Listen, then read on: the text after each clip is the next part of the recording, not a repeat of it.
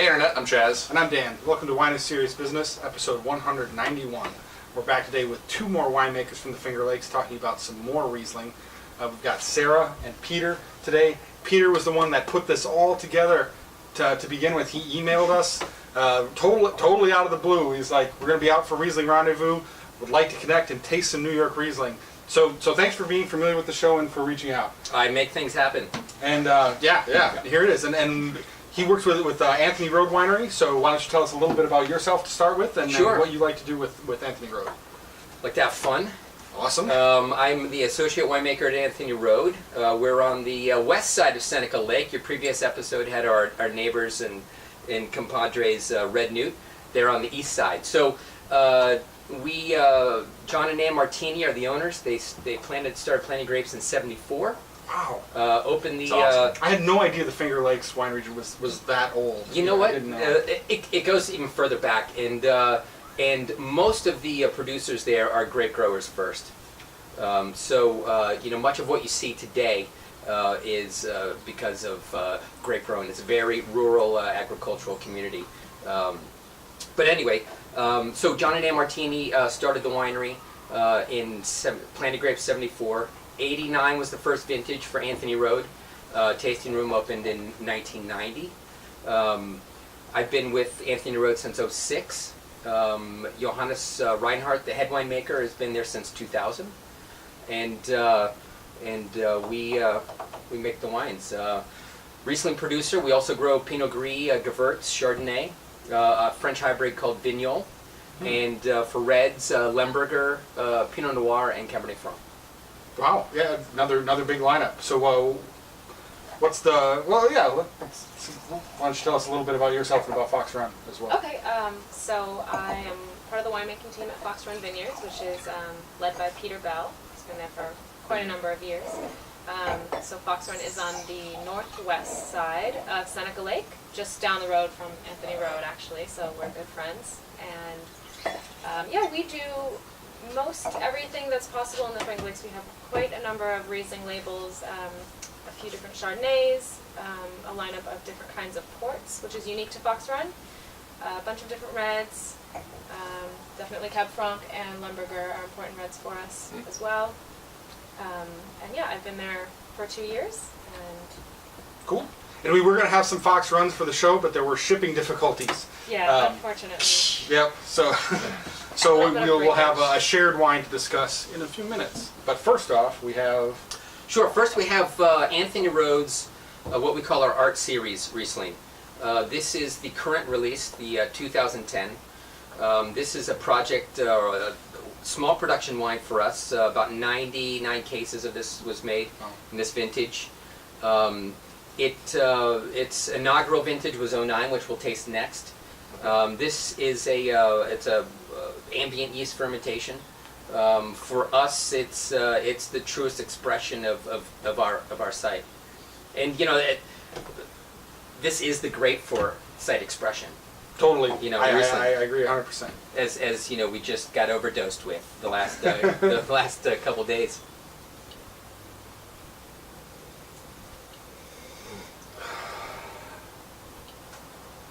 Also floral on the nose, and As I say, I'm getting floral on this one. This one, the floralness is jumping out at me, whereas... and reminds me more of like younger green apples and kind of some pears, a little more crisp on the nose. Mm-hmm. Agreed. Touch floral as well. Yeah, this has this wine has a very characteristic rose petal aroma. I don't know if you can hear that, but they can hear that. Chickens, and they're really going at it. So this has again this very characteristic rose petal. Goes great with chicken. It will go great with chicken soup. But it also has. So where were we? We were just going to talk about how this tastes. Yes. We are back from those loud chickens. We were going to run with it, but it went on for too long. So let's talk about how. Yeah. Good. Yeah. Let's talk about how the 2010 Art Series Riesling tastes.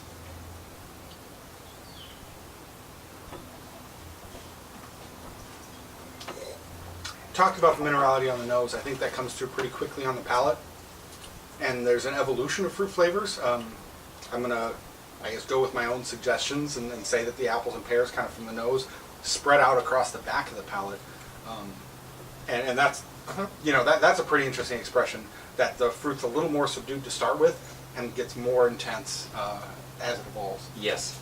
Yeah, this is the wine that gives you this mid-palate weight. It gives you texture as well. There's length on this.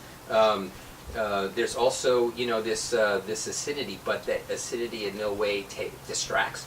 I mean, what I'm getting right now, I'm just sort of really kind of chewing on creamy sort of fruit and this minerality in it.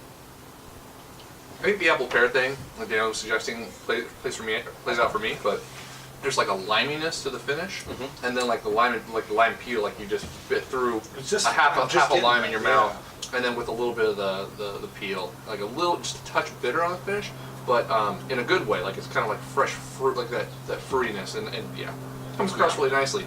And then of course like loads of acidity that, man, stick around for a long time and are like almost sticking to my gums, like it's drying everything out. Pretty good. Yeah. That lime that you mentioned is a character with our side of the lake, but also for, you know, our Finger Lake Riesling. You're going to find some lime in there.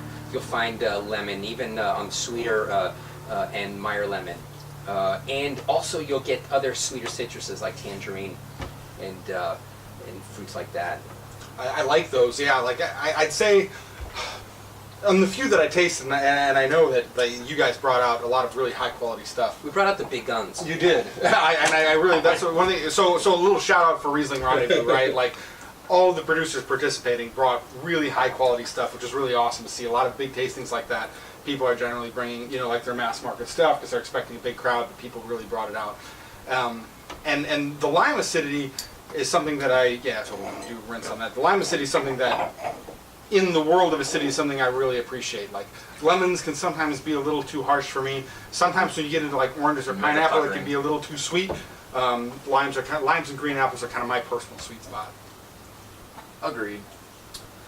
So what we're going to get into next is the same one. This is the 09 Art Series. So 2009 was a cooler year, cooler vintage for us. So the acids are a little higher. The wines, for balance, required just a little bit more residual sugar to hang on there, a little bit more meat on the bones, which, you know, as Anthony Road, our style is really not afraid of that. You know, our Kelby had mentioned earlier in the previous episode that, you know, that we don't want to go too bone dry. You know, and we don't either. I mean, that's a great style. I mean, the Australians and the Austrians at the Riesling Rendezvous did amazing things, but our acids are a little higher. This is going to stick out. The acid's going to give it life. It's going to give it longevity, and a little bit of meat on the bones. It's only going to enhance that. It's only going to aid in that aging. So this is the exact same wine, just one different year. Correct. That's Yeah. crazy. Because the nose is very different, at least for me personally. But pretty different weathers between the two, right? Like, yeah, much like here. Here it was just the opposite. 09 was really hot, and 11 was a cold year. You know what? We're finding that. I think today, as we're traveling in the Willamette, visiting producers, there is a kinship I can see between these two regions. We deal with the same kind of things. We deal with variation. We deal with warm year. We deal with rain. We deal with, you know, cold year. I felt right at home. Nice, yeah, and ripeness is a challenge, right? You can't take it for granted. Yeah. So there's like on the nose more riper apple fruits. I'm getting a little bit of the stone fruitiness we were talking about, less like no tropical fruit whatsoever. It smells really, really nice, and almost get like a touch of like the petrol-y thing, just a touch of it, which sticks out a little bit. It's nice. So it smells really good. This has some quality that I would call snappy. When it enters the palate, there you're getting some ripe fruit, but you're getting that snappy acidity that just makes your mouth water. You know, Very puckering. Yeah, like a light nose, but again, there's like this nice. She said.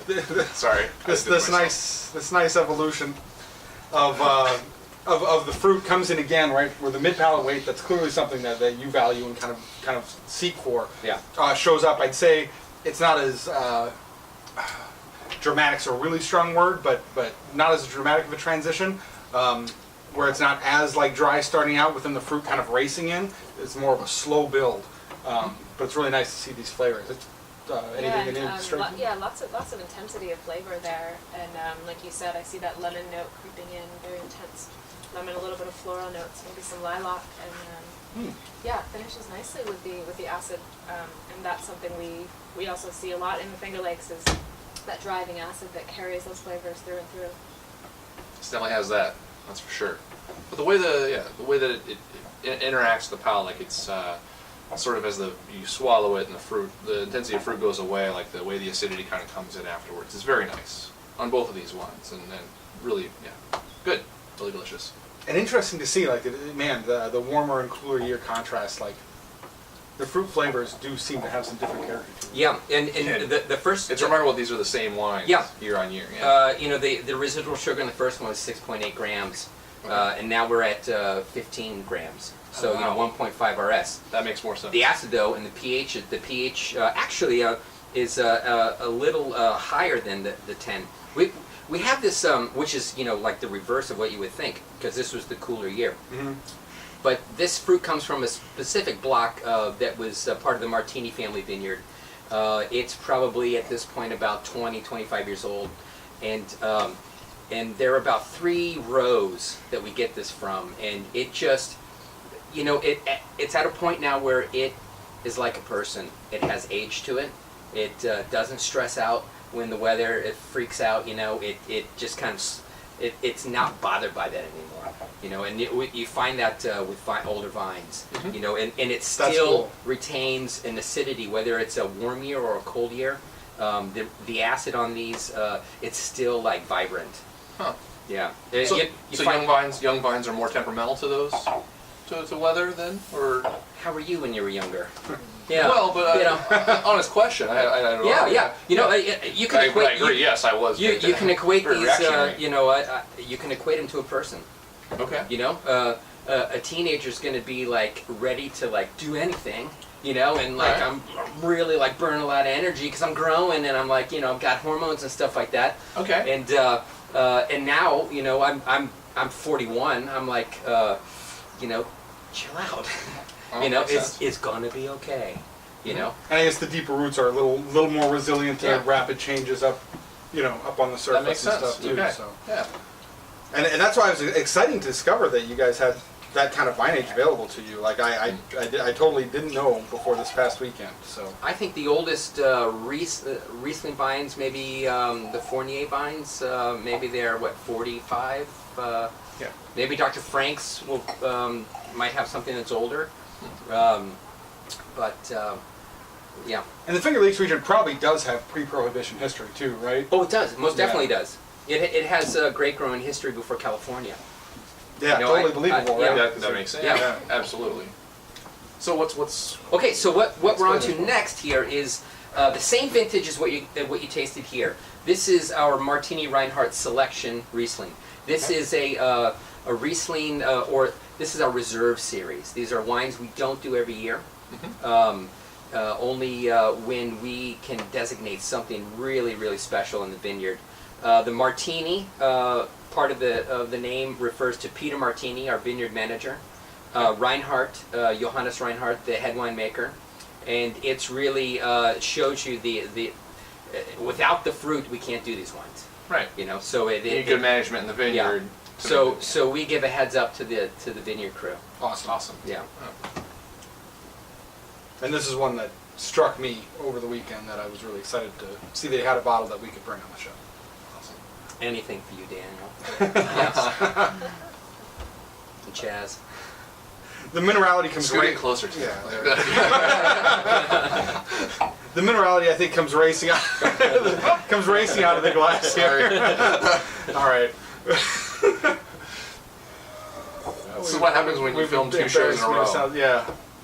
The minerality comes racing out of the glass here. The fruit is present, but not overwhelming and like heavy and juicy or anything like that.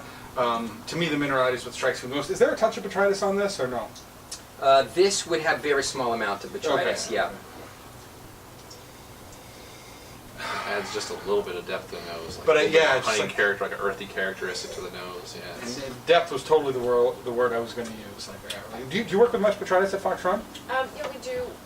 Everyone in the Finger Lakes sees a little botrytis, whether it's a good thing or a bad thing for them. Sure. So it's a normal thing every year? Yep, we Okay. have the right conditions for botrytis. This was being on a lake, I guess. Yep, Yeah. we have, a decent amount of rain here and there, and so we do see some disease pressure at times that we need to work against. But we also have the ability to get some really beautiful botrytis that can make some wonderful styles of Riesling, which this gives you a little bit of a hint of. Man, I love the nose alone even on this. It's great.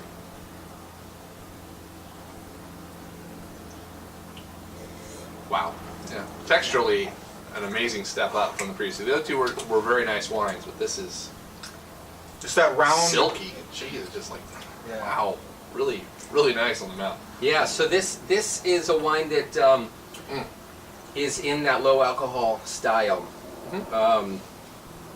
If you were to guess the residual sugar on this, I'm not sure that you probably would be able to guess it right, but what would you guess, Chaz? I'm bad at guessing RS. It comes across, I would say 50. Very close, 57 grams Okay. per liter. All yeah. right. After the last show, Yeah. I don't trust myself at all. Right, yeah, but you know what you Only can because see, we just filmed it. Only because I have that Yeah. number stuck in my head. but Yeah, there's that's it. nothing cloying about it. It No, actually absolutely it enters the palate with a wallop of fruit, but the acidity cleanses that. Agreed. Makes it linger. It freshens up the palate, so there's nothing cloying, and It's very well balanced. yeah, and at under 9% alcohol, you can drink this bottle, Chaz, and get back to Portland in one piece.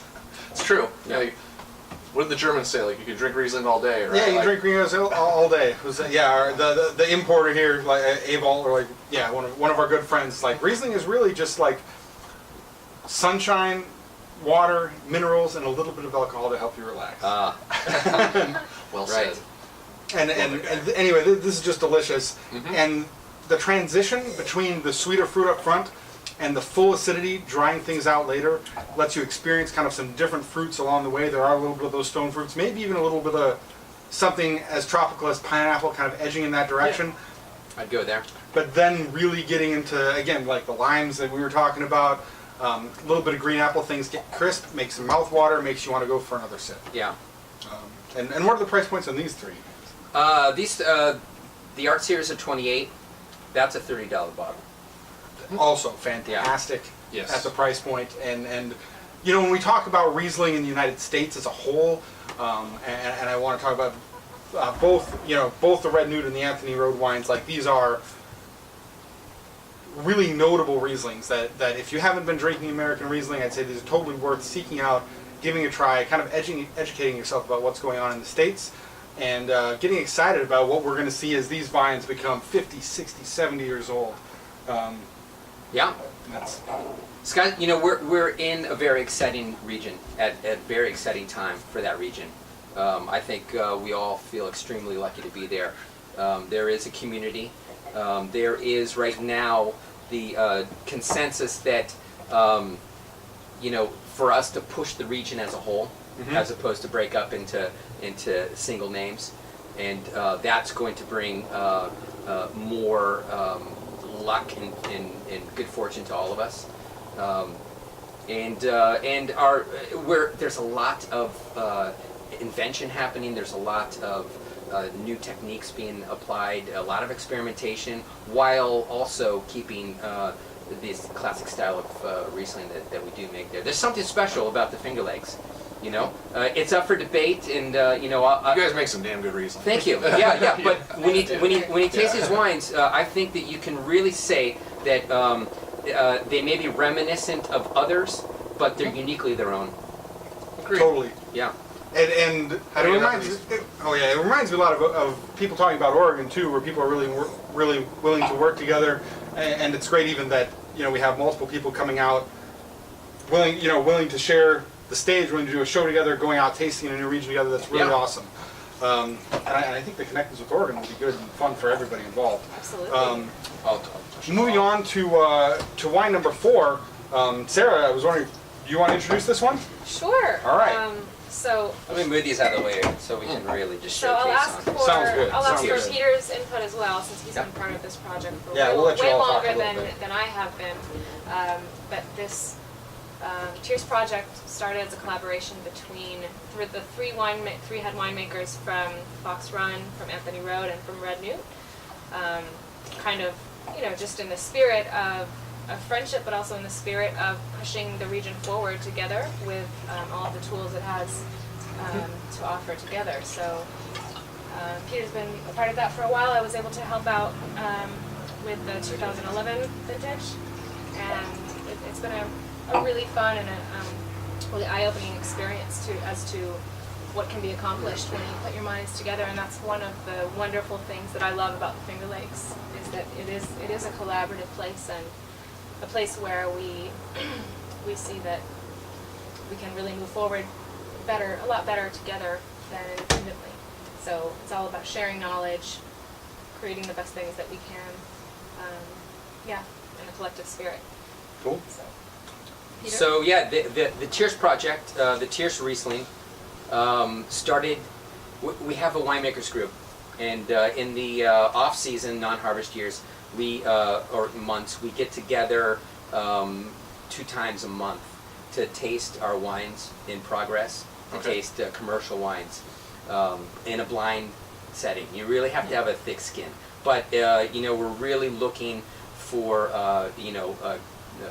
criticism that is positive for us, and That helps you grow. or negative, exactly. Yeah, and Just you all want each other to constructive succeed criticism. too, right? You all Exactly. Yeah. So in '04, the 3 Johannes Reinhardt, Dave Whiting from Red Newt, Peter Bell from Fox Run got together. They started to share similar philosophies in these tastings of their own wines, but also this future potential of high quality dry Riesling from the Finger Lakes. And what does that bring? What it brings is minerality. It brings this. We have this what they call electricity, this electric acid that in many vintages that is just brings this the snap of acid there that really makes these wines come alive. So they got together, and it was just the 3 of them at first. Right after fermentations are done, let's bring all of our Rieslings together. We'll taste through them, and slowly we'll whittle them down. Okay. And until they, and then we get into blending. It's a lot of work. Yeah, and it's a democratic process because the final blends they need to be unanimous. What goes in the bottle needs to be unanimous. In '06, I think, is when they said, this is getting a little bit. We need some other voices. So they brought in their assistants. That's where I come in. That's where Sarah comes in. That's where Kelby from your previous episode comes in, and other people have floated in and out. So this is the 11. This is the current release. It was we probably met for we got to this wine in maybe 5 or 6 different blending sessions, which is a lot of fun for us. Yeah. And it's tough work. It is tough work. And so this is what you're tasting here. We've always had it in screw cap because we could sense early on that was the closure of the future. That is going to keep this wine the freshest it can be for as long as possible. And so this is what you have. We were very honored this past January that the 2010 Tierce was served at Obama's inaugural luncheon. Very cool. Awesome. Yeah, which was great. Yeah, you finally Drink felt- more Riesling. Right. Yeah. So this is really a democratic wine here. This is a wine of democracy right here. Not just Democratic Party, but it's a wine of democracy. And we're gonna do a little more talk here before we get into tasting it. And Kelby, if you can maybe come back and kind of stand behind the table. I'd like each of you to just, since this is a collaboration between 3 wineries, I'd like to say what, not necessarily that we'll even pick it up or what that's going to be there, but just take a couple moments to, in your mind, Sure. what does your fruit bring to a blend? Yeah. You can go ahead and start. Okay, so obviously that's going to vary a little bit year to year, but in general, I can say that Fox Run's house style when it comes to dry Rieslings is a little bit more linear, a little bit more crisp, a lot of driving acidity, maybe a little more evident on the acidity than the other components, and in terms of mouthfeel, kind of the leanest quality, and in flavors, kind of those top notes, so maybe more of the citrus fruit family, lemon, lime, definitely usually some minerality, so those kind of a little bit more austere, a little more light and crisp and clean qualities. There's definitely cleanliness about Cool. the dry style. I love it. Fox Run. What about Red Newt? In most blends, the red newt component tends to bring a little bit more palate weight, some more of the tropical ripe fruits. We're looking at the different lots. We probably have 25 different lots from red newt. It's usually a joke how many bottles we show up with, but we have a lot of Sure. big sort of some of the more opulent styles of dry Riesling that can be played around with. It usually is a nice spice component. Anthony Road. I say we bring the flesh. The way that I look at this wine, how it's made, I would say Red Newt gives us the canvas with which to build on. And in that monster that becomes Tierce, Fox Run gives it the nerves, Sure. and Anthony Road gives it the flesh and skin with which to move. Sweet. Yeah. And for those watching, I didn't prep them on that question at all. That was totally on the spot. So that was really great. Thanks for that little explanation. And Sure. now we'll get into it. I'm already done. You take too long in explaining, Yeah. but that's all right. I'm on vacation. Yeah. I love the Willamette. It's been a great visit. I'm looking forward to a great time tomorrow as well. Lots of hospitality down here. It's been great. Good. I'm glad you're having a good time. Yeah. On the nose, this strikes me as more floral than anything we've tasted so far. Okay. And not so much like lilacs. So I don't know my flowers too well. I keep talking about like one of these days we're gonna have a florist as a guest, and we're just gonna taste a bunch of like really aromatic wines. You know to have what? somebody nail that down. I should bring one to the cellar too. That's a great idea. Yeah, I feel Yeah. the same way. I need to really Yeah. get better at it. Because I know lilacs, you mentioned that, right? Like that's kind of distinct. Roses are kind of distinct, but there's a world of flowers that I am totally ignorant of. Yeah. Yeah, So- we can all improve. If you're a florist in Portland, send us an email. Wait, that's my question. Okay. We're gonna have multiple questions. Yeah, Yeah. a little bit of citrus in the background. I get some ripe apple like Honeycrisp apple as well. Aromas, but Yeah. I agree with everything you said so far. And you're welcome to jump in with comments on the nose at any point. Sure. Wow. This you've tasted at least 2 of, say, the components that may go into this wine, and what's so special about this wine is that it tastes unlike any of our wines. There's something magical about this wine when our components all go in there. There's this synergy that creates something completely unique, and throughout all the vintages, you can open a bottle. You could get many vintages here. Going back to 04, you can open them up, and you can sense that this is the same wine. Okay. I mean, I think it's a perfect sort of metaphor for winemaking, and winemaking as balanced, in that to get the balance of the 3 wineries, it involves a lot of work. It can be simplified into like this beautiful idea of Tierce, but the work that comes in behind it, there's a lot of tasting, it's a lot of fun work, but there's a huge amount of blending and a huge amount of time. Some years it comes right together, other years it takes a long, long time to put together. You have a lot of, it's making wine. It's a lot of the people involved, and it's a lot of the vineyards involved, and those things all come together, whether it's in one winery and one wine, or in 3 wineries working together on something greater than them, and they come up with something that's beautiful.